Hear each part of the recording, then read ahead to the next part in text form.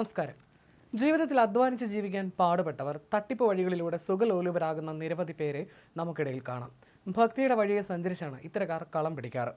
അത്തരത്തിലൊരു തട്ടിപ്പുകാരനാണ് കൊല്ലം വെണ്ടാറിൽ 16-കാരിയെ പീഡിപ്പിക്കാൻ ശ്രമിച്ച പോക്സോ കേസിൽ പ്രതിയായ ജോത്സ്യൻ. നാട്ടിൽ തരികിടയും തട്ടിപ്പുകളും നടത്തിയിരുന്ന രാജൻ ബാബു ഒരു സുപ്രഭാതത്തിൽ ജോത്സ്യൻ മുരാരി തന്ത്രിയായി പ്രത്യക്ഷപ്പെടുകയാണ് ഉണ്ടായത്. അമ്മയ്ക്കൊപ്പം എത്തിയ 16-കാരിയെ കടന്നു പിടിച്ച് പീഡിപ്പിക്കാൻ ശ്രമിച്ചെന്ന കുറ്റത്തിനാണ് മുരാരി തന്ത്രി അറസ്റ്റിലായത്.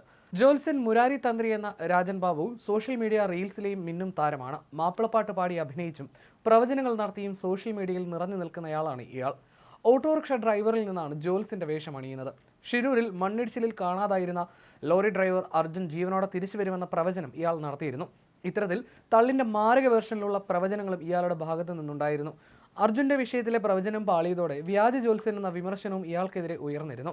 തന്റെ പ്രവചനങ്ങൾ കൊണ്ട് പല നടന്മാരെയും രക്ഷപ്പെടുത്തിയിട്ടുണ്ടെന്നും ഇയാൾ അവകാശപ്പെട്ടിരുന്നു. ഇയാളുടെ പല വീഡിയോകളും സമൂഹ മാധ്യമങ്ങളിൽ വൈറലാണ്. മുരാരി ജോത്സ്യം എന്ന പേരിൽ യൂട്യൂബ് ചാനലും ഇയാളുടേതായിട്ടുണ്ട്. ശാസ്ത്രജ്ഞർ പോലും എന്നോട് ചോദിച്ചിട്ടാണ് റോക്കറ്റ് വിടുന്നത് എന്നടക്കമുള്ള തള്ളുകൾ ഇയാൾ നടത്തിയിരുന്നു. ഒരു ക്ഷേത്രത്തിലെ മോഷണം പോയ സ്വർണം പ്രശ്നം വെച്ച് കണ്ടുപിടിച്ച് 22 തന്ത്രിമാരെ മലർത്തിയടിച്ചു എന്നിങ്ങനെയാണ് ഇയാൾ തള്ളിമറിക്കുന്നത്. ഇൻസ്റ്റഗ്രാമിൽ 10,000-കണക്കിന് ഫോളോവേഴ്സും ഇയാൾക്കുണ്ട്. ആൽബം ഗാനങ്ങൾ പശ്ചാത്തലമാക്കിയിട്ടുള്ള റീലുകളാണ് ഇതിലേറെയും. ഇൻസ്റ്റഗ്രാമിന് പുറമെയാണ് ഫേസ്ബുക്കിലും യൂട്യൂബിലും ഇയാൾ സജീവമായി നിൽക്കുന്നത്. നിസ്സഹായരായ മനുഷ്യരുടെ അന്ധവിശ്വാസത്തെ ചൂഷണം ചെയ്യാനുള്ള വഴിയായിരുന്നു മുരാരിക്ക് ജോത്സ്യം.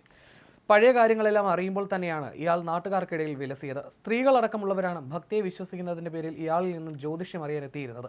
ബാധ ഒഴിപ്പിക്കാനെത്തിയ പെൺകുട്ടിയെയാണ് ജോത്സ്യൻ പീഡിപ്പിക്കാൻ ശ്രമിച്ചത്. കേസിൽ പ്രതിയായ വെണ്ടാർ സ്വദേശി മുരാരി തന്ത്രി എന്നറിയപ്പെടുന്ന രാജൻ ബാബു ഒളിവിൽ പോയെങ്കിലും പിന്നീട് പോലീസ് ഇയാളെ പിടികൂടുകയായിരുന്നു. പോക്സോ വകുപ്പുകൾ ചുമത്തിയാണ് ഇയാൾക്കെതിരെ കേസെടുത്തിരിക്കുന്നത്.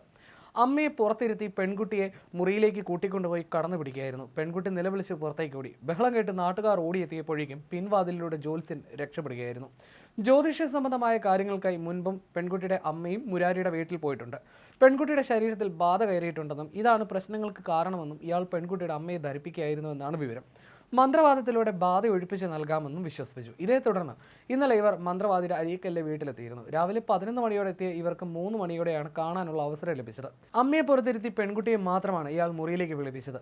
മകൾ പുറത്തേക്ക് വരാതിരുന്നതിനാൽ അമ്മ അകത്ത് പോയി നോക്കിയപ്പോൾ കുട്ടി കരഞ്ഞുകൊണ്ട് പുറത്തു വന്ന് ദുരനുഭവം വെളിപ്പെടുത്തുകയായിരുന്നു. വിവരം പുറത്തറിഞ്ഞതോടെ ഇയാളുടെ വീടിന് മുൻപിൽ പ്രതിഷേധവുമായി ആളുകളെത്തി. അതിനിടയിലായിരുന്നു ഇയാൾ സ്ഥലം വിട്ടത്.